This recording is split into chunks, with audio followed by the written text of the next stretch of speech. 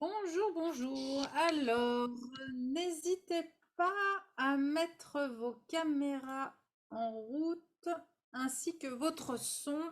Comme je les désactive par défaut, vous pouvez tout remettre en route pour qu'on puisse se voir.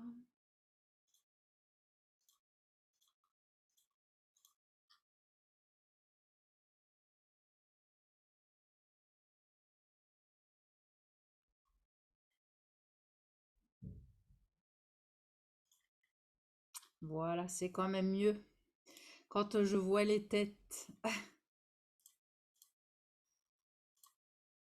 Alors, après, il y a le son aussi à mettre en route. Donc, vous pouvez trouver le bouton en bas à droite, en bas à gauche. Souvent, vous avez activé votre son. C'est ça? Voilà, là, c'est bon. Là, c'est tout bon. Il nous manque Daniel. Euh, Alors, je commence à entendre.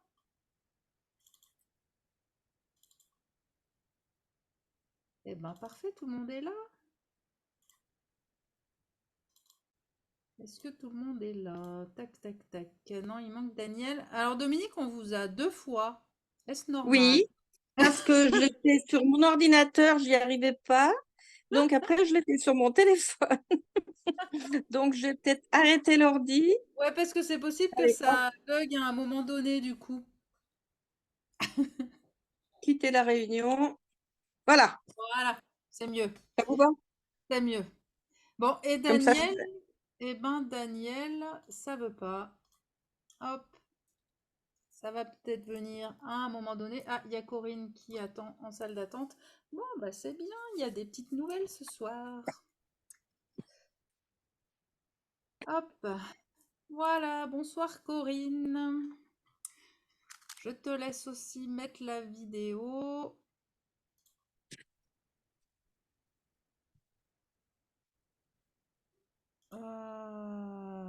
Voilà, bon bah quand tout le monde aura, c'est très bien. Bonsoir. Bon. Eh ben Daniel, je sais pas, visiblement il y a un petit souci. Alors j'espère que tu nous entends en tout cas. Hop. Bon, eh ben on va y aller tranquillement. Alors Dominique, c'est la première en version live. Donc on commence habituellement par un petit moment de méditation, de retour à soi, de respiration déjà pour se poser, avec une méditation notamment axée sur la gratitude. Ça va Corinne? Ça fonctionne? Non, ça Ah, marche pas. qu'est-ce qui marche pas? Parce que j'ai l'impression que tu m'entends quand même. Ça marche pas.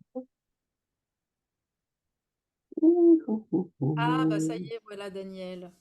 Bonsoir. Il n'y a pas le son Daniel. C'est en train de se connecter. Ça marche pas. Bah nous, Corinne, on t'entend, hein. Bon. Alors, sinon vous m'entendez bien tout le monde. Ça ne marche pas. Bon bah alors. Bon. Eh ben. Daniel, c'est bon? Le son? Bah, par contre, le micro est coupé, Daniel. Il faut rallumer le micro en bas à gauche. À chaque fois, le début de session, c'est toujours un peu le Ah, moi, bazar, j'en peux hein. plus là. Ça y est, on entend, c'est tout bon. Allez, on retrouve le sourire, tout va bien. On y est. Il y a un jour, ça va se passer parfaitement. Il n'y a pas de doute. Au Non, bout d'un non, moment, dans un an, ça se passera parfaitement. non, mais j'y serai plus. Non, non, non. Ah, non, non, j'ai failli. Mais pourquoi? J'arrive pas. C'est pas normal. À chaque fois, c'est quand même un peu mieux. Ben Malgré. non, parce que justement, je me rappelle jamais d'une fois sur l'autre ce que j'ai fait. Et là, j'ai essayé de faire tourner, ça tournait, ça tournait, ça tournait, ça tournait. Et puis ça aboutit nulle part. Est-ce qu'il faut laisser tourner parce que peut-être que c'est parce que j'étais un peu en retard et que je me suis pas connectée tout de suite et qu'il faut Oui, mais laisser. j'ai commencé vers 6 heures déjà. J'ai commencé plus tard que d'habitude. Oui, bah peut-être un petit peu Oui, trop mais tôt c'était par marqué rapport. du 3 octobre ou je sais pas quoi, donc c'était déjà pas la bonne. Enfin, du Non, mais 3, ça je c'est sais plus normal quand. de se En fait, c'est parce que c'est toujours le même lien. Donc, la date ne correspond pas. C'est normal. Je ne recrée pas une salle à chaque fois. Sinon, il faudrait que je change de lien à chaque fois. Donc, Ah. le lien est toujours le même. Donc, c'est la Alors première ça date. tourne, faut que je laisse tourner, tourner, tourner, Oui, tourner, jusqu'à ce que tourner, et puis j'arrive. C'est parce que, après, ça tourne toujours. c'est parce que je suis pas là. Ah bon? Oui, alors, j'étais là, je pense, quand même à 18h ou 18h01. Mais des fois, c'est parce que c'est le temps que j'arrive. Et après, c'est le temps que je vous fasse rentrer. Parce qu'il faut le temps que je vous fasse rentrer les unes après les autres. En fait, c'est patience. Plénitude et patience. Bonjour tout le monde. Élise, j'ai Excuse-moi. un problème de voix. Je suis Oui, très, très enrhumée. on entend. Donc, vous n'allez pas beaucoup m'entendre, mais je vais écouter. Bon, l'important c'est que tu nous entendes. Voilà, puis on verra. Bon, allez, on a Marilou qui va nous rejoindre en cours de route. Donc, on va commencer tranquillement notre méditation. Comme ça va poser un peu tout le monde. Dominique est déjà bien posé, c'est très bien. Voilà, c'est bien. Allez, Bonjour donc tout le monde, en fait. Voilà. Ah merde, merde, merde, qu'est-ce que j'ai fait? rien, vous êtes t'es toujours là, Ah, Daniel. pardon. Tout va bien, tout va bien. Allez, vous allez vous adosser, vous allez fermer les yeux. Donc, je vais recouper tous vos micros pour être sûr de ne pas avoir de bruit qui nous perturbe pendant la méditation. Donc, vous allez vous poser, vous vous calez bien. Je vais mettre la musique. Vous allez fermer les yeux. Voilà, et on respire. On va se poser. Donc, déjà, vous allez prendre 3 grandes respirations. Vous inspirez bien à fond par le nez. Et vous soufflez par la bouche.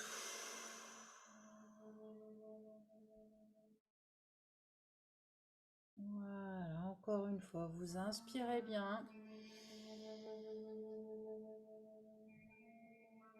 Et soufflez.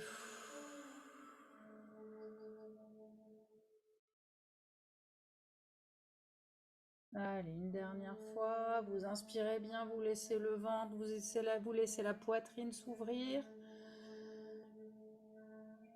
Et soufflez, on relâche tout. Très bien.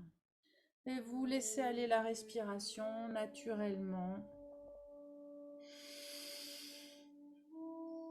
Voilà, et on va prendre ce temps pour nous reconnecter à ce qui nous ressource. Et donc la valorisation de soi est une de nos plus grandes ressources. Nous manquons malheureusement souvent cruellement de bienveillance envers nous-mêmes et nous oublions de nous féliciter pour nos réussites. Et en revanche, bien souvent, nous avons plus de facilité à nous blâmer pour ce que nous considérons, et souvent à tort, comme des échecs. Donc je vous invite à vous reprojeter sur vos dernières petites victoires. Quelles sont vos dernières petites victoires?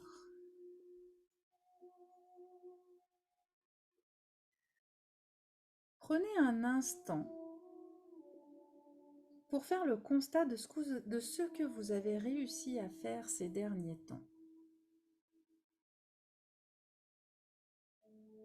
De quoi est-ce que vous pouvez être fier, ou en tout cas de vous dire, ah tiens, ça, c'est quelque chose que j'ai fait que je n'aurais pas fait avant.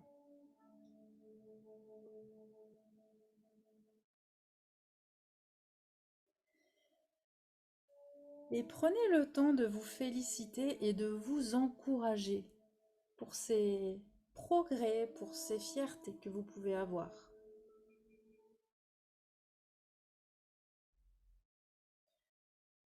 Voilà, est-ce que vous avez expérimenté une nouvelle activité? Est-ce que vous avez réussi à dépasser peut-être une croyance ou une peur?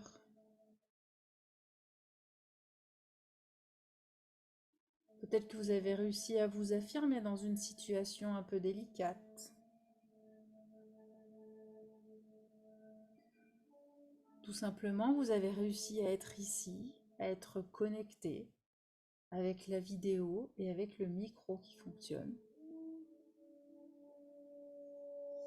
Soyez fiers et remerciez-vous pour ça.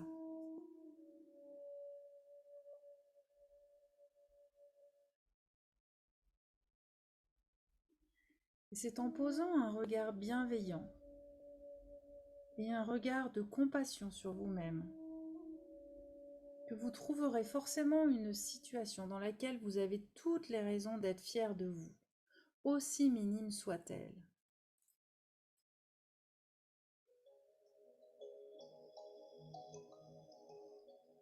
Et toutes ces petites victoires méritent d'être conscientisées afin d'alimenter votre confiance en vous, pour vous aider à vous sentir légitime dans ce que vous vivez. Et félicitez-vous parce que vous le méritez.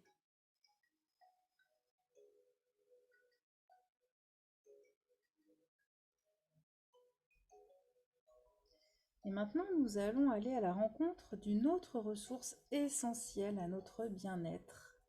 C'est la gratitude. La gratitude, c'est le sentiment de reconnaissance que l'on éprouve lorsque l'on mesure la saveur de ce que l'on vit. C'est ce sentiment qui nous permet de nous réconcilier avec la vie en nous rendant plus heureuses, plus vivantes et plus reliées aux autres.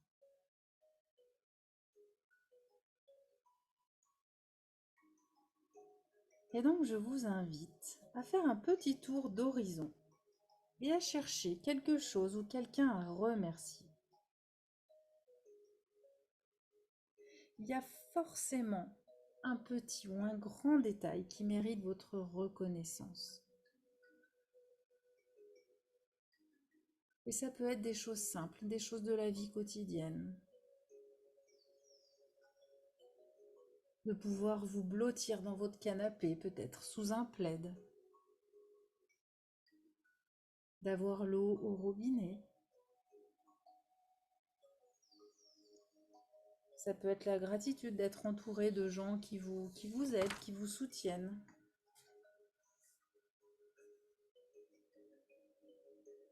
Peut-être la gratitude aussi du paysage qui commence à se transformer avec les feuilles qui commencent à rougir.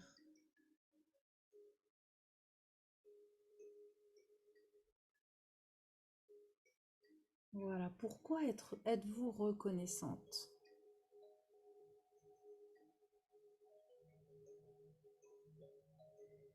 Et vous pouvez aussi et surtout être reconnaissante envers vous-même pour vous être écouté, pour avoir accueilli une émotion ou une sensation. Et surtout, pour vous accorder ce moment et pour être là, ici, ce soir. Remerciez-vous pour ça.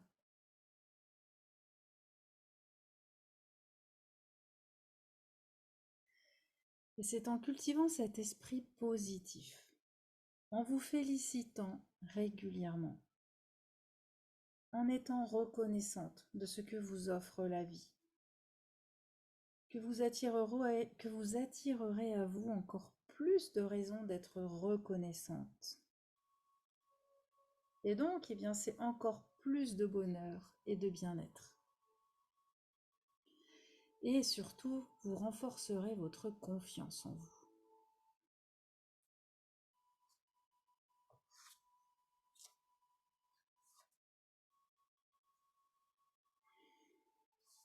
Voilà, nous allons lire le texte, enfin, je vais vous lire le texte sur l'estime de soi. Et donc, vous allez vous répéter, comme si c'était vous qui vous parliez. Vous répétez ce que je vais vous dire. Donc, dans tout l'univers, il n'y a pas une autre personne qui soit exactement semblable à moi. Je suis moi, et tout ce que je suis est unique. Je suis responsable de moi-même. J'ai tout ce qu'il me faut ici et maintenant, pour vivre pleinement. Je peux choisir de manifester le meilleur de moi-même. Je peux choisir d'aimer. Je peux choisir d'être compétente, de trouver un sens à ma vie. Je peux choisir de me développer, de croître et de vivre en harmonie avec moi-même et avec les autres. Je suis digne d'être acceptée et aimée exactement comme je suis, ici et maintenant. Je m'aime et je m'accepte et je décide de vivre pleinement dès aujourd'hui. Voilà, je vous invite à mettre un sourire sur votre visage. Souriez et laissez-vous infuser par ce sourire. Laissez-le entrer en vous et sentez comme le fait de sourire, eh bien ça vous ouvre à l'intérieur. Voilà, souriez, même si le premier sourire est un peu, vous semble artificiel. Vous allez voir que plus vous allez sourire, plus ça va sourire tout seul en fait. Voilà, et je vous invite à revenir tranquillement à vous, respirez, baillez, étirez-vous. Ah.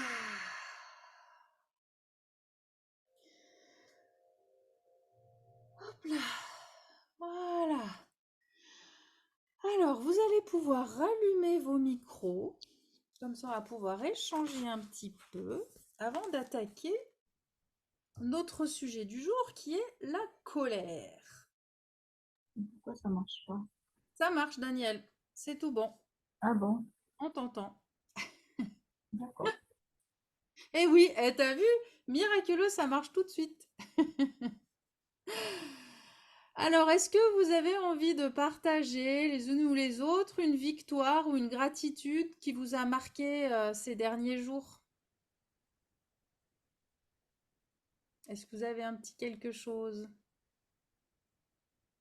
Bon, déjà, coucou Marilou, parce que vous êtes arrivée en route. Alors, Dominique, Marilou n'a ni micro ni caméra. Voilà, comme ça, elle communique dans le chat en général, à l'écrit. Alors, est-ce qu'il y en a une qui veut partager? Oui, Élise, alors moi, ma victoire, c'est de m'accrocher au Zoom ce soir avec, Ah, ouais, avec mes problèmes de rhinite, rhino, et donc voilà, je pense que c'est une petite victoire. c'est une petite victoire. Bon, alors tu verras à la fin de la session, enfin, si en cours de route tu sens que vraiment ça fatigue trop, ta victoire, ça peut être aussi d'écouter ton corps et de te dire, bah, en fait, là, Oui, je préfère aller dormir. Donc, n'hésite pas à couper en cours de route, parce qu'après, ça peut être l'obligation de, il faut à tout prix que je sois là. Donc, comme tu es je là suis, systématiquement, voilà, autorise-toi aussi si tu sens que, bah, en fait, là, c'est trop dur à, à quitter la réunion. Voilà. On, j'étais en sa- train de me le demander. on saura pourquoi, il n'y a pas de souci. Mais voilà, Ok. ça peut être vraiment ça va être dans l'écoute justement d'écouter. Bon bah là en fait, je sens que j'ai envie d'aller dormir ou de me poser et ça demande parce que ça demande de la concentration, d'écouter, ça demande de l'énergie et bah là peut-être que tu l'as pas ce soir. Donc sois à l'écoute de ça. Ok. Merci en tout cas pour ce partage. Alors moi, j'avais ma petite victoire, c'était de me connecter ce soir. Ouais, ben oui. Puisque jusqu'à présent, j'étais pas très motivée à me connecter. Donc voilà. Eh ben Et bravo. en plus j'ai une sorte de migraine. Donc j'aurais très bien pu trouver l'excuse. La petite excuse qui va bien. Le je peux pas, j'ai piscine, j'ai mal à la tête. Voilà. Et j'ai dit non, je me suis fixé cet objectif. Donc Bon, bah je super, bah bravo. Bah ceci ouais, dit, c'est comme pour Corinne, hein, si à un moment vous sentez que ça va oui, pas, voilà, on est en et bienveillance. c'était aussi pour un peu de compassion par rapport à la première personne qui était un petit peu dans la même Ouais. dans la même difficulté, on La va même dire. difficulté. Bah alors Voilà. pour l'une comme pour l'autre, soyez à l'aise. Après, des fois, la séance peut aussi vous aider à calmer le jeu et à faire du bien. Donc, soyez dans l'écoute au fur et à mesure. Si vous sentez que ça vous pose et que du coup ça baisse le mal de tête, tant mieux. Par contre, si ça devient trop pénible, eh ben, vous coupez, il n'y a aucun problème. On Pas de saura souci. pourquoi on est prévenu. Merci d'être là en tout cas, Dominique. Merci. Daniel, Ben, je suis contente d'être arrivée. mais oui! Connecté avec la radio, avec le micro, avec la caméra, je veux dire. On y arrive, on y arrive, on y arrive. Tout va bien. N'empêche qu'à chaque fois, on est là. Donc c'est très très bien. Et Marilou, bah, je sais pas, Marilou, si vous avez un petit truc à nous dire. Et donc, eh bien, on va attaquer le sujet de la colère. Quand on trouve que la vie est injuste, et donc cette colère qu'on a parfois tendance à réprimer, parce que c'est une émotion qui peut être considérée comme quelque chose de négatif. Bah dis donc, vous êtes en forme toutes là, hein, c'est... On sent que l'hiver arrive et que le froid est arrivé un peu brutalement, hein. Je crois que là, tout le monde le paye un peu, hein.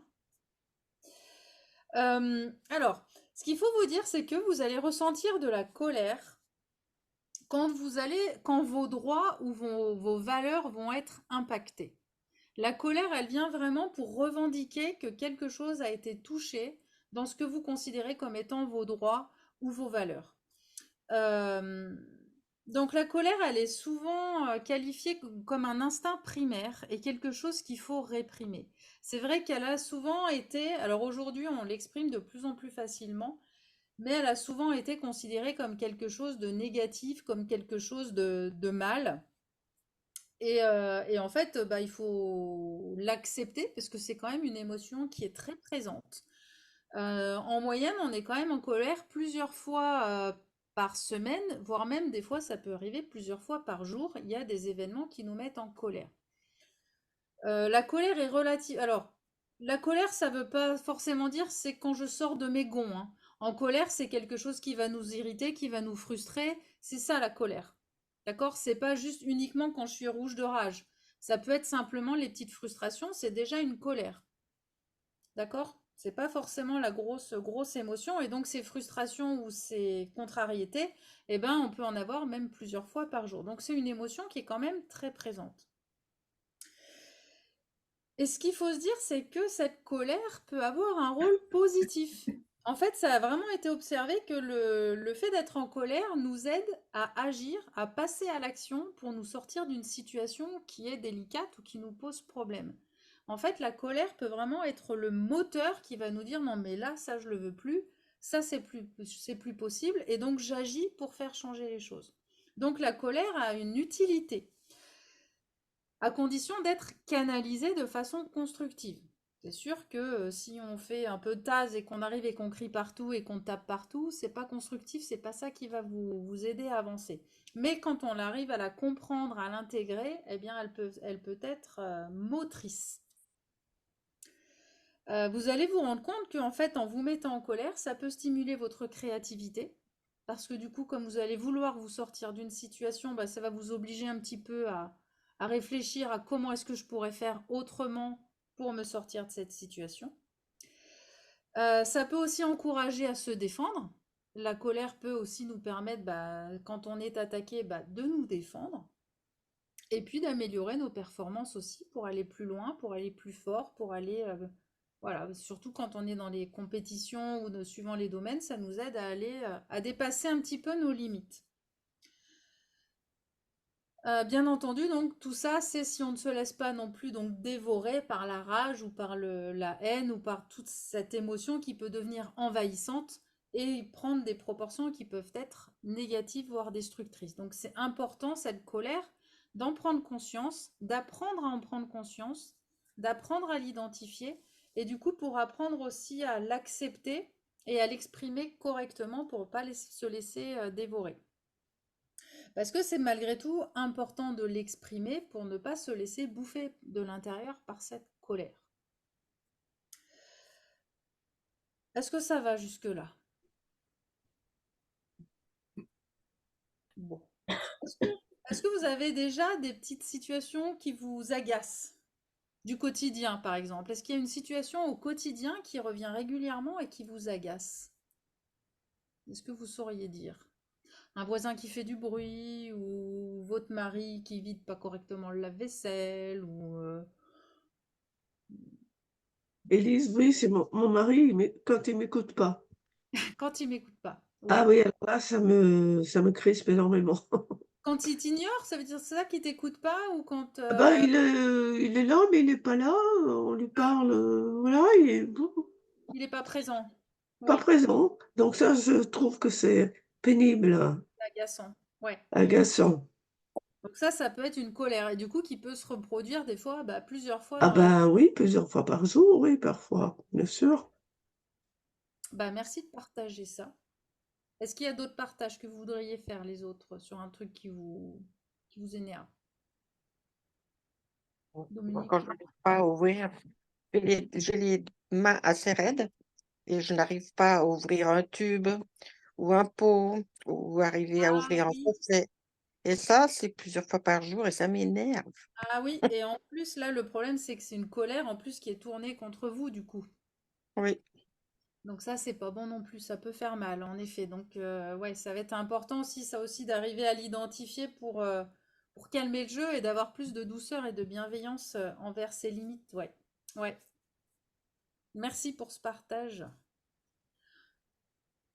Donc ensemble, on va commencer par casser quelques croyances qu'on a sur la colère pour vous aider à mieux. Alors Marilou nous a parlé, Corinne, je pense que la plupart des maris n'écoutent pas souvent.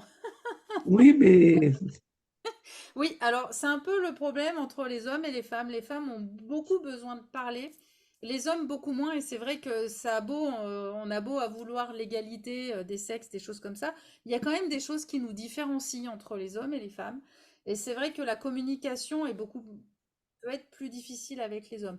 Là, une des pistes possibles, ça peut être bah, en tout cas quand c'est des sujets, alors suivant les sujets, c'est d'essayer de parler à des amis femmes des sujets que le mari n'arrive pas à écouter.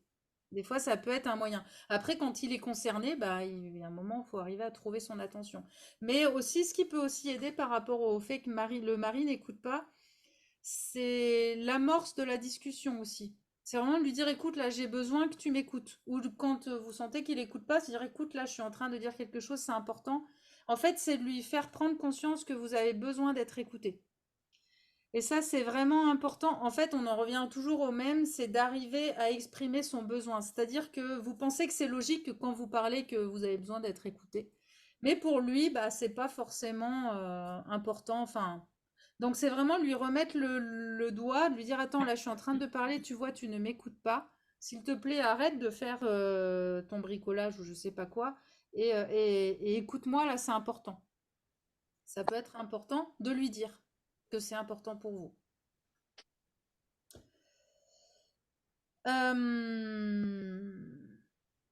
Donc, une des premières croyances, donc j'ai commencé à en parler, c'est de penser que l'émotion de la colère est une émotion qu'il faut refouler. Alors, donc comme je vous disais quand même, c'est un peu mieux aujourd'hui, mais malgré tout, dans l'éducation, c'était vraiment la colère était considérée comme c'est un caprice, c'est pas bien. En plus, bon bah, on parle pour les femmes, mais la colère est plutôt une émotion qui est plus autorisée pour les hommes et beaucoup moins pour les femmes, parce que c'est une émotion qui est moche, qui est pas féminine, qui est pas... Donc on nous a encore plus inculqué que la femme ne doit pas se mettre en colère. Et souvent, en plus, il y a la croyance derrière que la colère conduit à une violence en fait irrationnelle. Et c'est pas forcément le cas. Et ça, c'est vraiment voilà, d'enlever cette crainte que d'être en colère, c'est se montrer sous son pire jour. C'est le cas si on se laisse envahir par la colère, mais par contre, si on sait la contrôler et l'exprimer correctement, la colère n'est pas forcément voilà, arriver et casser tout le monde. En plus, parfois, on peut avoir peur de faire du mal aux autres à cause de la colère. Parce que parfois, ben, il y en a justement qui sortent de leur gond et qui finissent par devenir violents, que ce soit physiquement ou dans les mots. Du coup, ça fait peur en fait. Cette colère peut faire peur. Ce qui fait que on a tendance à la refouler et à la taire. Et le problème, c'est que si vous avez suivi régulièrement un petit peu tout ce que je dis, c'est que cette colère qui est tue, eh bien, c'est votre corps qui va l'exprimer à votre place. Et donc, eh bien, principalement, c'est les inflammations qui expriment la colère. Ça peut aussi entraîner encore plus d'anxiété, entraîner de la dépression. Quand vraiment on n'exprime pas cette émotion, elle peut avoir vraiment un impact négatif sur vous. Et en fait, c'est vraiment de vous dire qu'en réalité, cette émotion, elle est là pour vous dire, en gros, fais quelque chose. Quelque chose ne va pas, quelque chose t'énerve, il faut que tu agisses. En fait, elle vient vous faire agir. Et ce qu'il faut vous dire, c'est qu'une émotion, c'est automatique. On ne peut rien y faire. Les émotions, elles arrivent. C'est une réaction de notre corps qu'on ne peut pas contrôler. L'émotion, elle arrive, c'est automatique. Et là, en gros, c'est de vous dire, quand la colère vient, ça veut dire que votre inconscient, avec toutes les informations qu'il a autour de lui, ça veut dire qu'il se sent en danger. Et donc, il vient vous faire ressentir ça par l'émotion de la colère. C'est la partie consciente, en fait. L'émotion, c'est la partie consciente de ce que notre inconscient ressent. Et il vient nous dire qu'il y a un danger quelque part, et donc il faut agir pour s'en sortir. Bon, bien entendu, le danger est relatif. Quand votre mari vous écoute pas, vous n'êtes pas dans un réel danger. Mais pour notre inconscient, se sentir ignoré, c'est un danger. Un enfant qui est ignoré peut mourir. Et même un adulte qu'on ne considère pas, il n'y a rien de pire que d'être ignoré, hein. C'est vraiment quelque chose qui est très destructeur. Donc malgré tout, notre inconscient ressent un danger quand on n'est pas entendu, quand on n'est pas écouté. Et donc, en gros, cette colère qui monte, où on sent que l'organisme chauffe, où on sent qu'il y a une activité qui se met en place à l'intérieur, l'objectif, c'est de nous préparer à réagir physiquement. En fait, la colère, cette émotion qui sort, cette expression de l'émotion, vous met dans la bonne situation pour pouvoir agir physiquement. Donc, en gros, il faut vous dire que la colère, c'est une alarme qui est là pour vous tenir à l'écart du danger. Elle vient vous dire, attention, quelque chose ne va pas, il faut agir. Parfois, la colère peut aussi être associée à quelque chose de positif comme l'empathie. C'est-à-dire, des fois, on peut être en colère contre une situation injuste par rapport à ce que vit quelqu'un, comme là, avec la guerre, d'être en colère contre ces personnes qui sont tués, et du coup la colère ne vient pas forcément de quelque chose de négatif. Par contre, du coup, ça va donner cette énergie pour agir, pour se dire mais cette situation, je ne la supporte pas, je vais agir pour faire changer les choses. Bon, bien malheureusement, il y a des situations sur lesquelles on ne peut pas grand-chose. Mais voilà, c'est vraiment cette idée-là. Donc c'est aussi de vous dire que de travailler sur votre colère, eh bien ça va vous aider à aller vers un mieux-être, d'essayer de comprendre pour pouvoir mieux agir dessus. Parce qu'en fait, l'idée, c'est de vous dire que quelque chose ne va pas. Donc, le fait de le travailler, ça va vous permettre d'enlever cette situation qui ne va pas, qui ne vous convient pas. Et de vous vraiment prendre conscience que de réprimer votre colère en contrepartie, eh bien, ça a un impact sur votre santé, ça a un impact sur votre énergie, ça a un impact sur tout plein de choses et qui peut entraîner avec le temps avoir de la rancune, voire même avoir de la haine envers la personne à qui, surtout si même si c'est envers soi-même, c'est le tout cumulé. Une petite colère plus une petite colère plus une petite colère peut conduire sur la durée à vraiment avoir une émotion vraiment très très forte vis-à-vis de la personne concernée et parfois même vis-à-vis de soi-même. Donc c'est important vraiment de ne pas se laisser envahir par ça et d'apprendre à purger ses colères au fur et à mesure. Et puis oui, l'idée c'est d'arriver donc à les exprimer progressivement pour éviter que ça n'explose et qu'on finisse par devenir méchant, voire violent envers soi ou envers l'autre.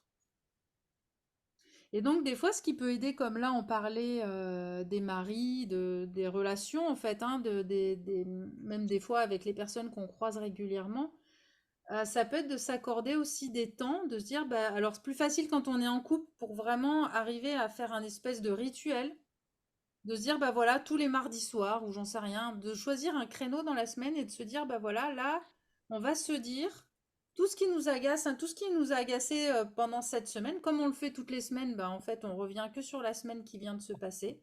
Voilà ce que tu as fait qui a été sympa, que j'ai apprécié. Voilà ce que tu as fait que j'ai un peu moins apprécié. Voilà comment on pourrait changer. Qu'est-ce qu'on pourrait mettre en place pour que cet agacement... par exemple, si on en revient au fait de ne pas être écouté, bah, c'est de lui dire, bah voilà, hier, tu vois, je t'ai dit ça, tu m'as pas écouté. Bon, bah dorénavant, j'aimerais bien que plus, ou peut-être de trouver des moments où tu sois à l'écoute vraiment et sur des sujets qui sont importants, peut-être d'arriver à dire, bon, bah, dorénavant, quand je te parlerai d'un truc, je te dirai que c'est important, donc là, j'ai besoin que tu m'écoutes. Enfin, en gros, poser un cadre et revenir sur ce cadre régulièrement pour pouvoir en parler calmement et éviter que l'agacement s'accumule et que vous arriviez en tapant du poing en disant, ah, mais tu m'écoutes jamais, machin, et que, en fait, ça prenne une proportion plus forte. Est-ce que ça va? On Oui, continue? c'est une bonne piste, le cadre. Oui. C'est une bonne piste, le cadre. En fait, Oui. ce qu'il faut se dire, c'est que souvent, on attend des choses de l'autre, mais sans lui avoir vraiment exprimé ce qu'on attend, sans avoir donné les règles. On pense qu'on a tous les mêmes règles et que donc on fonctionne un peu tous de la même façon, mais en vrai, c'est pas le cas. On n'a pas les mêmes règles, on n'a pas les mêmes attentes, on n'a pas les mêmes besoins, et inconsciemment, on a l'impression que l'autre va comprendre ce dont on a besoin sans avoir besoin de l'exprimer. Mais en fait, non. Et donc, des fois, ça peut être intéressant de se poser et de dire, bah voilà, moi, il y a ça qui me stresse. Est-ce que tu penses que tu peux m'aider à... Voilà, après, il faut voir, par exemple, votre mari, bah voilà, quand tu m'écoutes pas, ça me fait de la peine, c'est difficile pour moi. Comment est-ce qu'on pourrait faire pour que j'ai ton attention? Peut-être que le moment où tu lui parles, c'est un moment où lui ne peut pas être disponible. Si j'en sais rien, je dis une connerie, mais si c'est l'heure des informations et que pour lui c'est important, bah c'est pas le moment de venir raconter des choses importantes. Donc c'est de trouver un moment où il sait qu'il pourrait être disponible et de se dire bon bah ok en fait c'est dans ces moments-là qu'il faut que je vienne te parler des sujets qui sont importants pour moi. Et de en fait de vraiment trouver ensemble. En fait l'idée c'est que souvent quand on est dans un conflit, on a le conflit qui est là, le problème qui est là, et on a une personne là et une personne là, et en fait c'est la personne contre le problème. Et en fait l'objectif ce serait d'arriver à se mettre les deux personnes ensemble pour gérer ensemble le problème. Au lieu que ce soit l'un contre l'autre pour gérer un problème, c'est plutôt se dire, oh bah ok, ensemble, on a ce problème-là. Toi, tu ne m'écoutes pas, moi j'ai besoin d'être écouté. Ça, c'est notre problème. Maintenant, comment est-ce qu'on peut faire pour qu'on arrive à se retrouver chacun et pouvoir résoudre ce problème? Et Dominique, qui est en colère, donc vous êtes en colère contre vous-même, ça peut être quand même aussi ce même genre de discussion, ah, mais du coup avec vous-même. Comment est-ce que je peux prendre la patience de me dire, bon bah ok, j'arrive pas à ouvrir le tube ou je ne sais quoi. Bah alors après, ça peut être de voir est-ce qu'il y a quelqu'un à côté de vous qui peut vous aider. Et puis sinon, je sais qu'il existe aussi maintenant des pinces vachement pratiques pour aider en fait tous ces mécanismes-là à pouvoir serrer quand on n'a pas la force dans la main. Et du coup, ça peut être de dire, bon bah ok, j'ai ce problème-là. Et ben plutôt que de m'énerver, qu'est-ce que je peux trouver comme solution pour... Parce qu'en plus, c'est pareil, si c'est quelque chose qui se reproduit plusieurs fois par jour, ça peut valoir le coup d'investir dans une aide fonctionnelle pour pouvoir y arriver et arrêter de se taper dessus parce qu'on n'y arrive pas, quoi. En fait, ça va être aussi de lâcher l'envie de se dire je vais me débrouiller, je vais y arriver et j'ai pas besoin d'aide. Et ça, c'est important d'en C'est prendre important. conscience. Voilà, c'est d'accepter ça que bon bah ok, dorénavant ça me fait mal, je vais arrêter de m'en vouloir encore et de me taper encore et de me faire encore plus mal en voulant à tout prix y arriver toute seule, quoi. C'est aussi arriver à lâcher ça. Et puis peut-être qu'avec le temps, bah, ça reviendra. Se peut-être essayer une fois, bon bah j'y arrive pas, allez hop, je prends mon truc où je demande à mon mari ou je demande à quelqu'un autour de moi de m'aider. C'est accepter de demander de l'aide, ça aide aussi énormément. Ensuite, une des croyances qu'on a, et ça rejoint un petit peu ce que je disais tout à l'heure sur le fait qu'on pense que l'autre pense ce qu'on pense et qu'on pense que tout le monde pense pareil. Je sais pas si c'est clair ce que je viens de vous dire, mais en fait, c'est pareil. On a l'impression, parfois on sait qu'on peut repérer qu'une personne est en colère ou que la personne va repérer que je suis en colère. Et en fait, eh ben, c'est pas forcément vrai. Parce que bah, on a nos capacités des fois pour cacher nos émotions. On se rend pas forcément compte qu'on cache, mais des fois on cache. Et l'autre, pareil, il peut aussi cacher ce qu'il ressent vraiment. Donc c'est vraiment aussi de prendre conscience que bah, d'essayer de pas forcément toujours projeter sur l'autre. Et ça va dans tous les sens. C'est que des fois on peut se dire ah bah ça y est là il est en colère alors que c'est pas forcément vrai. Ou se dire ah bah non mais là ça a l'air d'aller alors qu'en fait il est en colère, il boue mais il le garde à l'intérieur de lui. Et réciproquement pour vous aussi. Donc ça c'est important aussi de prendre conscience que c'est pas forcément toujours si évident que ça de faire passer nos émotions sans la parole en étant que dans le visuel. Et du coup, d'apprendre aussi à exprimer un petit peu plus ce que l'on ressent vraiment. Et il y a plein de situations qui peuvent entraîner des quiproquos. C'est un truc de fou. Là, moi, la dernière difficulté qu'on a eue avec mon mari, où je lui ai exprimé un truc. Alors, j'ai une copine qui arrive à la fin de son crédit immobilier. Donc, elle a plus de loyer à payer. Alors, moi, j'ai trouvé ça génial. Et je dis à mon mari, oh là là, elle a trop de la chance, elle a plus de loyer à payer. Lui, il a interprété ça comme, comme si j'étais jalouse. Il pensait que en fait, j'étais jalouse d'elle. Donc, sa réponse à lui, ça a été, mais tu sais, toi aussi, tu peux le faire si tu veux. Donc moi qui étais dans le côté où je lui ai dit ça en me disant elle a de la chance, c'est chouette, et donc d'être plutôt inspirée, comme on disait la dernière fois, plutôt que jalouse, je prenais ça comme une inspiration. Le fait qu'il me dise tu peux le faire toi aussi si tu veux, moi j'ai interprété ça comme lui en fait qui était bah, qui me jugeait. Non, enfin comment alors c'était je sais plus maintenant. En gros, je l'ai mal pris en me disant, mais en fait, c'est toi qui la juge. Voilà, quand il m'a dit on peut le faire, parce qu'il n'a pas dit tu, il a dit on peut le faire aussi. Et du coup, je me suis dit, ça y est, c'est lui qui est jaloux d'elle. Et du coup, je me suis énervée en lui disant, mais non, mais pourquoi tu te compares à elle? Pourquoi tu la juges? L'idée, c'était juste qu'elle avait de la chance. Il me dit, mais non, je la juge pas, je te dis juste que si toi tu as envie de faire comme elle, tu peux faire comme elle. Enfin, en gros, on était parti dans un. Moi, j'ai dit un truc qu'il a interprété, donc il m'a répondu autrement, et moi j'ai interprété sa réponse. Donc il y a eu double interprétation qui nous a amené à nous engueuler. Et en disant tu m'écoutes pas.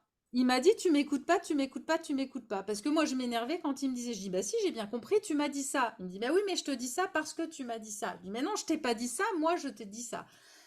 Enfin bref, tout ça pour dire que ça peut vite partir en cacahuète et que ça peut être important justement d'arriver à exprimer au mieux ce qu'on ressent. Et c'est pas forcément facile, hein. Enfin, alors là, c'est le but du truc, c'est que c'est pas forcément facile. Mais c'est important quand vous sentez que la colère monte, justement, d'arriver assez rapidement. Là, ce qui est bien, c'est que, en tout cas, on a réussi cette fois-là. Des fois, c'est pas forcément toujours aussi évident. Mais là, on a réussi à couper net la dispute, à se dire, non, mais attends, on va reprendre à zéro. Là, je crois qu'on s'est pas compris depuis le début. Et du coup, on a réussi à remettre les choses parce qu'on a senti l'un comme l'autre que le ton montait, qu'on s'énervait et que c'était dommage, quoi. Donc, quand vous sentez que la colère monte, l'idée c'est ça, c'est d'arriver à dire bon, attends, pause, on en était où? Est-ce qu'on peut reprendre? Est-ce que vraiment la colère est justifiée? Parce que ça va être aussi une des croyances qu'on peut enlever. C'est que souvent on pense qu'on se met en colère à cause d'une situation. Un événement qui arrive et poum, je me mets en colère. C'est le cas, mais plus ou moins. Parce qu'en fait, souvent, l'événement vient allumer une étincelle sur une mèche qui est déjà sur une bombe prête à exploser. C'est-à-dire qu'en fait, on cumule plein de choses qu'on ne dit pas. Et toutes ces petites choses qu'on ne dit pas, ça fait comme un tas de petites d'herbes sèches là. Et puis à un moment, il y a un événement supplémentaire qui vient mettre la flamme sur le tas d'herbes sèches qui était là et qu'on n'a pas dit. Et là, ça prend une ampleur et tout de suite, on s'énerve à mort. alors qu'en fait, c'est pas l'événement lui-même. S'il y avait eu que cet événement-là, on se serait pas énervé autant. Et en fait, c'est le cumul de tous ces petits agacements qui fait que quand ça explose, eh ben, ça explose beaucoup plus fort. D'où l'importance d'arriver à exprimer régulièrement pour enlever les herbes sèches avant que la flamme n'arrive dessus. J'ai une question aussi. Quand on a du mal à identifier qu'on est en colère, Oui, alors ça, on va y venir après. Alors peut-être pas parce qu'il y a forcément aussi ce pour toi, problème-là. c'est d'arriver à définir ce qu'on ressent. Et surtout, moi, ce que j'ai pu voir à force de parler de la colère avec vous toutes, hein, c'est que c'est ce que je vous disais au début. Souvent, on pense colère égale je sors de mes gonds. Je suis rouge écarlate. Et c'est vraiment d'arriver à définir que la colère, c'est simplement un agacement, une frustration. De oh, ça, c'est une Alors, colère déjà. pour moi, colère, ça veut dire je suis méchante. Voilà, c'est ça. Mais ça, c'est la colère version je ne sais plus me maîtriser et ça explose. Méchante, Et pas capable. voilà. Mais avant ça, il y a plein de. En fait, c'est vraiment. C'est ça, c'est que la colère, souvent, c'est le stade ultime de l'émotion. Mais avant, c'est comme quand on est triste, il y a, on est un peu tristounette, ou on est très triste, ou on est à pleurer à bloc parce que on n'en peut plus. Il y a différents niveaux, en fait, dans la colère. Et souvent, on ressent on- comment dire, on valide la colère, on se dit là, je suis en colère, quand vraiment on a atteint un stade d'agacement très, très important. Mais justement, l'objectif, ça va être de te dire à chaque fois les moments où, ça déjà, c'est un début de colère. Juste le, oh, il m'énerve. Le petit, quand, voilà, on a un petit geste ou un petit râlement, ou là déjà, c'est un début de colère. Là, c'est une brindille qui vient se mettre. Et souvent, la vraie colère, c'est un cumul de ces brindilles. C'est rare qu'on se mette en colère très très fort juste pour un truc. Ou alors c'est vraiment que là, on a touché très très fortement à tes valeurs et à ta sécurité. Mais c'est très rare qu'on se mette très en colère pour un truc. En fait, souvent, c'est des petites colères et du coup, elles passent un peu plus inaperçues parce qu'on se dit, bon, c'est un agacement, quoi. Bon, je vais pas m'énerver pour ça. Oh, je vais pas faire ma chieuse, c'est pas si grave. Et c'est ça qui fait qu'en fait, ça s'accumule et qu'à la fin, pouf, ça explose pour un rien. Est-ce que c'est un peu plus clair pour toi ou... Oui, oui, oui, complètement. Mm. En fait, c'est de, voilà, de trouver le début de l'émotion, de Je m'en ressentir sors en disant, en gros, c'est pas grave, c'est pas c'est ça. grave. Voilà. Voilà. La banaliser, en fait. Exactement. Alors ça, c'est pareil, ça, on va y revenir un petit peu plus tard. Parce- Mais en gros, c'est oui, un moyen de. Mais le problème, c'est que des fois, on peut arriver à se dire c'est pas si grave et vraiment le ressentir au fond de soi, c'est pas si grave. Et dans ce cas-là, on gère notre colère et tout va bien. Mais parfois, on peut se dire c'est pas si grave, mais que ce soit faux et que dans le fond, ça marine encore. Et là, on met la petite brindille ouais. qui va s'ajouter à une autre brindille, qui va s'ajouter à une autre brindille. C'est vraiment d'arriver à ressentir ça. Mais ça s'apprend et vous êtes toutes en cours d'apprentissage de ça, de ressentir ces petites émotions qui viennent vous mettre des petits états d'alerte. Marilou nous dit quoi? Ça me réconforte quand j'ai souvent avec mon mari ces situations que vous racontez. Mais à la fin, on se rend compte qu'on disait la même chose, mais de façon... Mais c'est exactement ça. On dit la même chose, mais de façon différente. C'est exactement ça. Avec mon mari, on disait la même chose, mais si on n'avait pas pris ce temps de pause, on finissait en fight complet, hein. C'est c'est con, hein. On a vraiment, en fait, on a vraiment des mécanismes, et d'autant plus hommes-femmes, on n'est pas formaté de la même façon, et ça, c'est important d'en prendre conscience et de sentir quand il y a un quiproquo, quelque chose qui n'a pas été compris. Et puis d'arriver à exprimer nos besoins. On n'a pas du tout les mêmes besoins. Ce qu'il faut savoir aussi par rapport aux hommes et aux femmes, c'est que nous, les femmes, on a beaucoup besoin de parler, d'exprimer ce qu'on ressent. En fait, on a juste besoin d'exprimer ce qu'on ressent et d'être écouté. L'homme, il est formaté pour agir. Donc quand on lui pose un problème, il est formaté à trouver une solution. Donc quand vous lui racontez vos problèmes, lui, dans son cerveau, c'est ah là, un problème, il faut que je lui trouve une solution. Donc ça le met aussi lui en stress, parce qu'en plus souvent, il faut reconnaître que nos problèmes n'ont pas forcément de solution. Et on ne recherche pas forcément une solution. Nous, tout ce qu'on veut, c'est exprimer. Et lui, quand on exprime, lui, il faut qu'il trouve. Et donc parfois, ça peut le mettre en difficulté. Et quand on est face à une difficulté, soit ça peut du coup le mettre en colère. Parce que comme il n'a pas forcément de solution, eh ben, ça le met face à ses limites et donc ça peut le mettre en colère. Ou il peut avoir l'option, je n'écoute pas, comme ça j'ai pas besoin de trouver de solution. Donc parfois, ça peut être simplement de lui dire, écoute, j'ai besoin de t'exprimer des choses, je ne cherche pas de solution, je ne cherche pas à ce que tu m'aides à trouver une solution, j'ai juste besoin d'exprimer et que tu m'écoutes. Et juste ça, des fois, ça peut du coup faire en sorte qu'il vous écoutera plus facilement parce que ça va le détendre, il va se dire, oh, c'est bon, j'ai pas besoin de trouver une solution à son problème. Ça, faut en prendre conscience aussi, on n'est pas câblé pareil.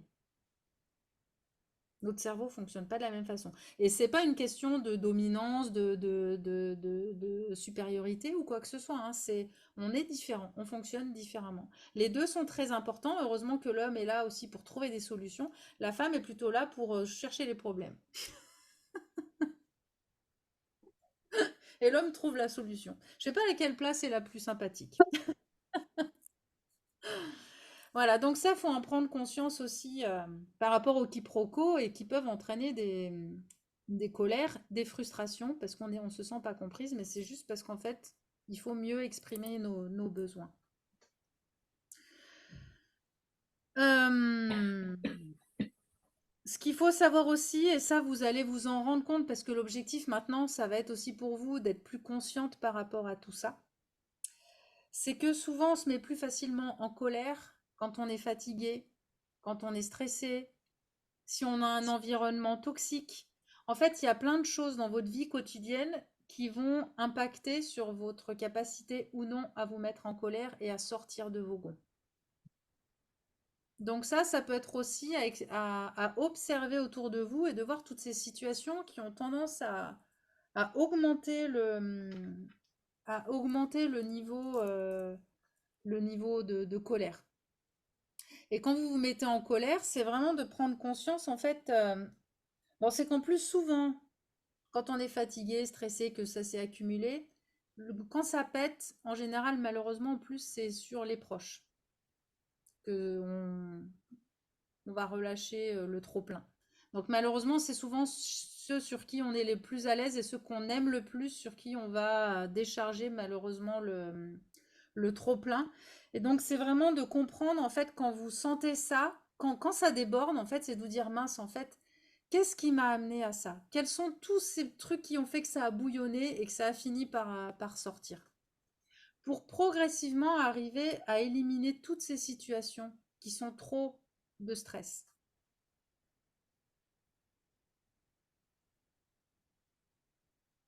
Ça va?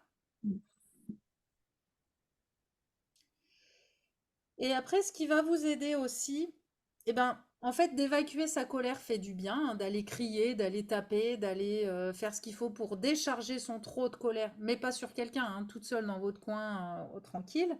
Ça fait du bien. Mais c'est pas ça qui va vous aider clairement à sortir de votre colère. Vraiment, pour sortir de la colère, l'idée c'est de la comprendre, de trouver qu'est-ce qui vous a amené là et d'agir sur la situation, transformer les choses pour que ça ne se reproduise plus. Voilà, ça c'est vraiment important.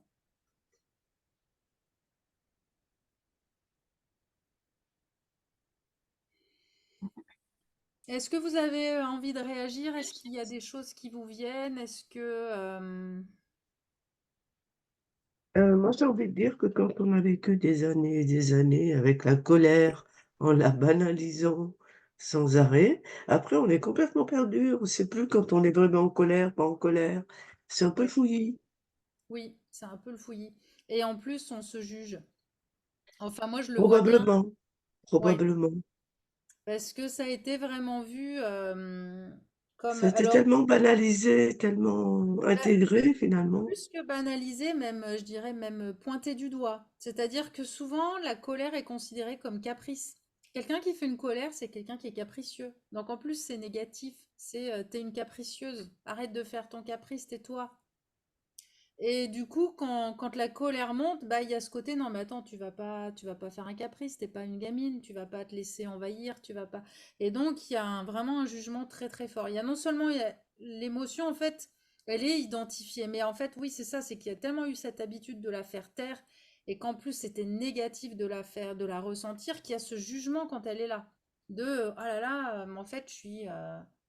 Mais c'est vrai que c'est compliqué. Mais là, progressivement, tu vas commencer à ressentir vraiment tous ces moments où, je vois, moi, j'ai fait ce travail avec ma mère, parce que ma mère est typiquement dedans et elle a du mal à trouver. Bon, alors du coup, comme je les connais un peu avec mon père, je lui disais, mais ça t'énerve pas quand il fait ça? Puis quand il fait ça, là, ça t'énerve pas? Et puis quand il fait ça, et bah du coup, ah bah oui, ça m'énerve. Ah oui, ça m'énerve. Bah, je dis, bah alors tout ça, c'est des petites colères.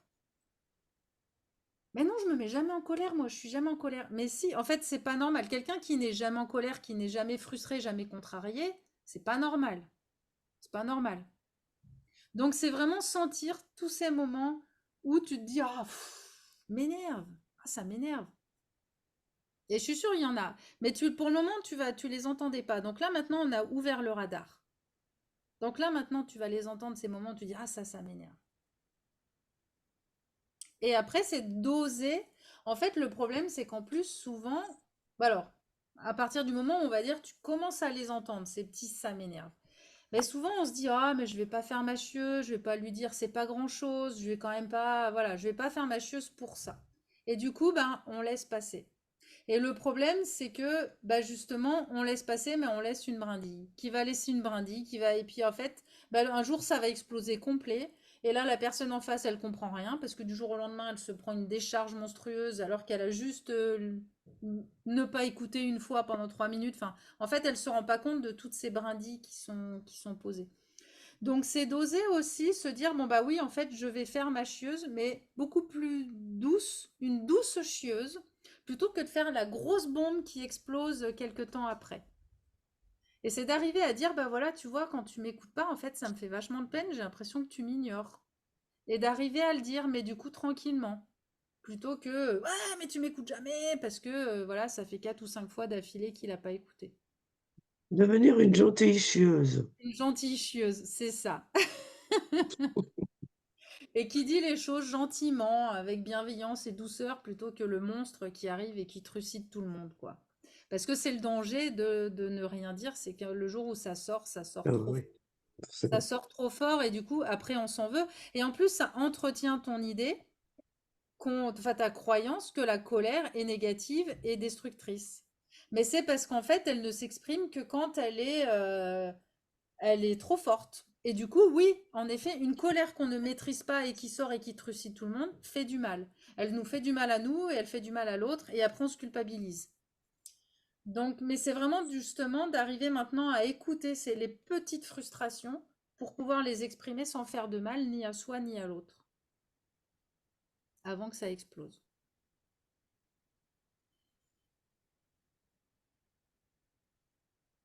On est bon? Ça va?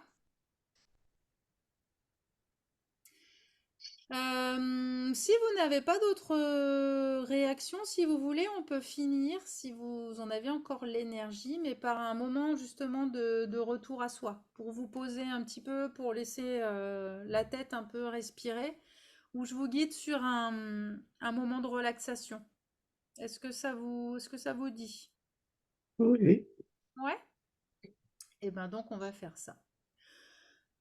Et bien donc vous allez vous poser. Comme tout à l'heure, vous vous calez bien, je vais à nouveau couper vos micros. Je vais mettre la musique.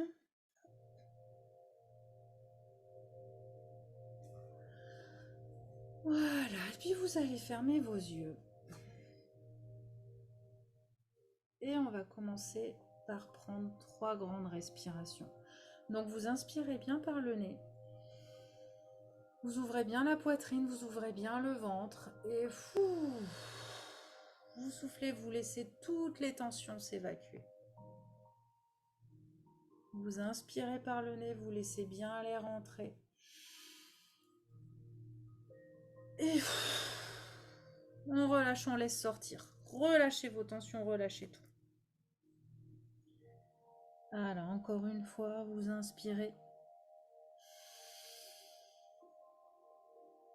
Et soufflez.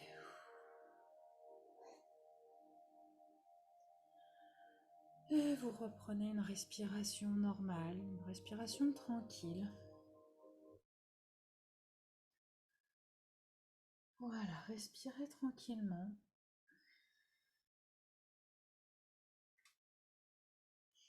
Et vous allez visualiser, donc on va commencer par la tête.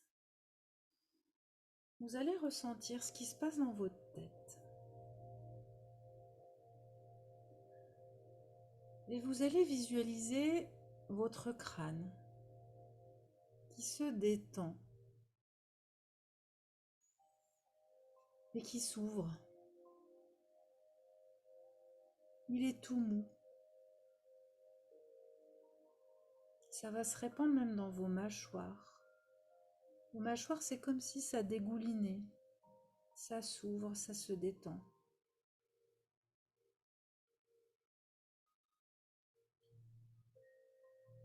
Et ressentez comme ce qui se passe dans votre tête quand votre tête est relâchée.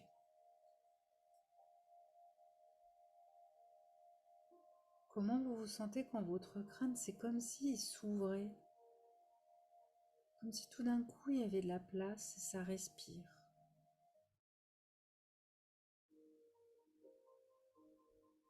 Même vos yeux en fait se relâchent, s'alourdissent.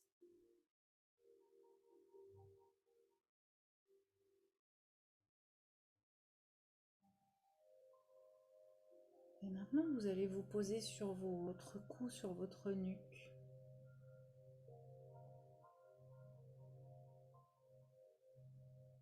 De la même façon, sentez vos épaules devenir lourdes. Vos trapèzes qui se relâchent, qui s'affaissent.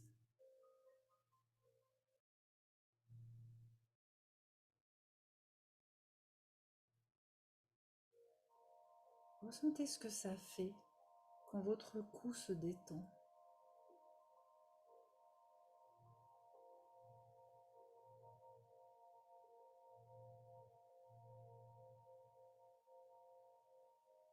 Voilà, et on va descendre au niveau des épaules.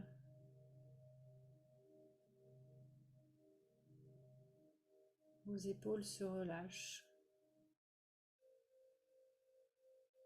Elles deviennent lourdes.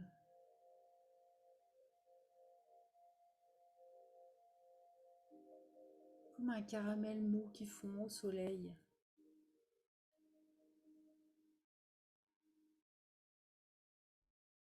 Et ça va fondre le long de vos bras.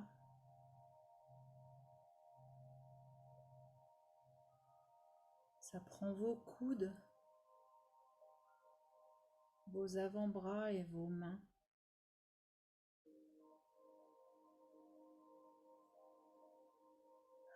Voilà, sentez vos bras qui sont lourds, lourds, ils s'enfoncent.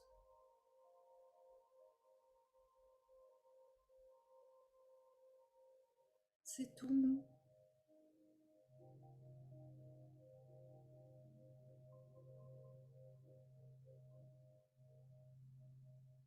Et on va remonter au niveau de votre poitrine.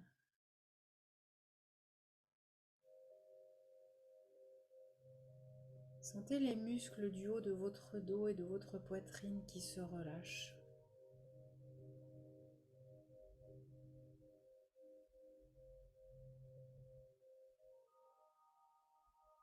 Votre haute cage thoracique qui s'affaisse.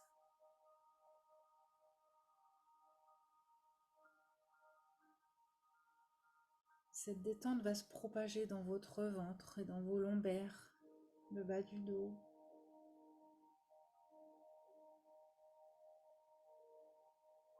Vous vous écrasez tout doucement. Voilà, votre corps s'avachit. Tout se relâche.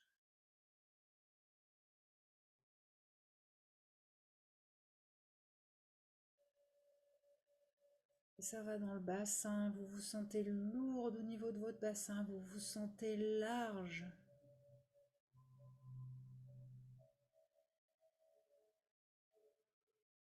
Sentez votre corps qui prend de la place.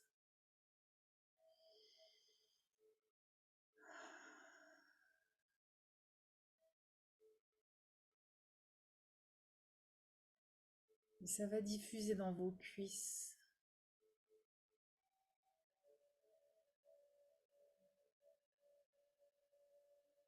Sentez les muscles de vos cuisses s'élargir, se détendre.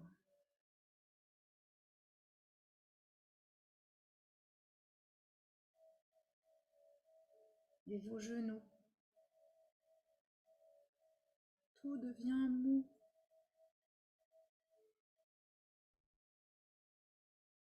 Et ça descend dans vos mollets, dans vos chevilles et dans vos pieds.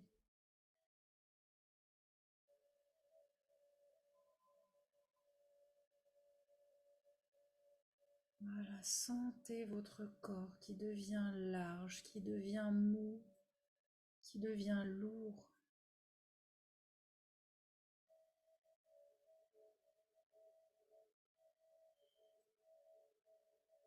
Et vous allez respirer bien à fond. Pendant quelques cycles, vous allez inspirer par le nez, par la bouche. Et soufflez à chaque souffle. Vous vous enfoncez un peu plus. Prenez le temps et inspirez.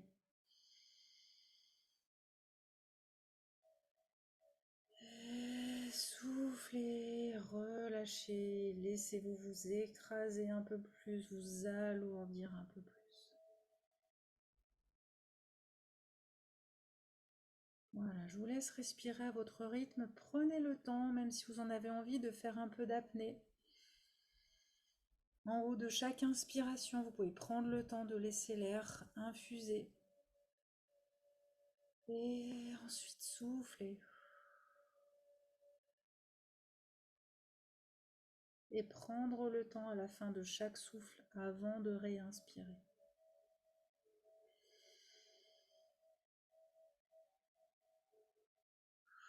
Voilà, et à chaque fois que vous soufflez, vous vous sentez vous alourdir un peu plus. Ça se détend un peu plus. Et à l'inspiration, vous imaginez vraiment que vous inspirez des sourires, vous inspirez de la légèreté, du plaisir.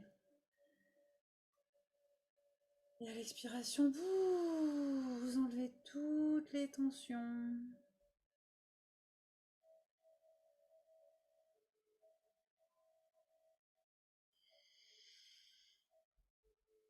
Voilà, et à nouveau, je vous invite à mettre un sourire sur votre visage. Voilà, même s'il vous semble un peu artificiel au départ, c'est pas grave. Vous laissez les coins des lèvres s'étirer et sourire. Et sentez ce sourire infuser à l'intérieur de vous, comme si chacune de vos petites cellules se mettait à sourire. Voilà, laissez-vous vous imprégner de ce sourire.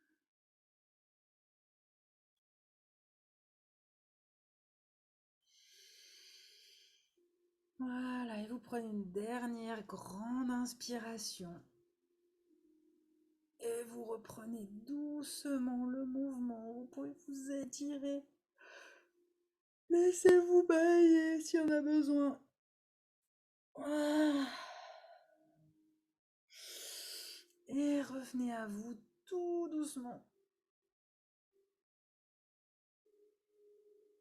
Voilà. Super. Et on revient à nous tranquillement. Allez, je vais vous rallumer. Enfin, vous allez rallumer votre son. Moi, je peux pas le faire. Voilà. Pour partager le mot de la fin. Gentille chieuse. Gentille chieuse. C'est pour moi, ça. C'est un beau mot de la fin, ça, bravo. Donc, Dominique, le mot de la fin, c'est vraiment un mot, oh, pardon, qui va vraiment résumer le ressenti de cette séance ou la prise de conscience ou voilà, un petit mot.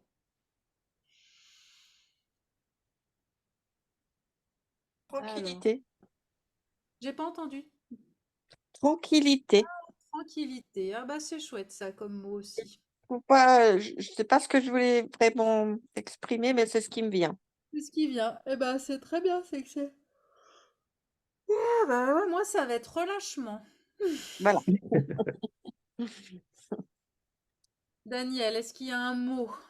Et Bah, Marie-Lou, y a rien qui vient. il n'y a rien qui vient? Bah, Bon, eh ben rien. Mais rien c'est bien aussi, hein. Ça veut dire que finalement, ça, il y a rien, il y a rien. Oh là là, mais alors moi je baille, hein. Sérénité, Marie-Lou. Eh ben super. Eh ben en tout cas, je vous remercie. Alors je sais pas le mal de tête si ça. Alors bon, Corinne, le rhume c'est peut-être un peu moins flagrant, mais peut-être le mal de tête, Dominique. Et comment ça va? Non, je suis pas bien arrivée à me relâcher à la fin parce que j'ai Il la est trop là? migraine. Ah ouais, bon. C'est pas grave. Eh ben repos, au dodo, un truc chaud et au lit, ça fait du bien. Bon, bah, en tout cas, merci, merci Marie-Lou, merci pour cette séance et je vous souhaite une excellente soirée. Merci, Élise. À bientôt. À Bonne- bientôt, Merci. bonne Au soirée. revoir. Au Au revoir. revoir tout le monde. Au revoir. Au Au revoir. revoir.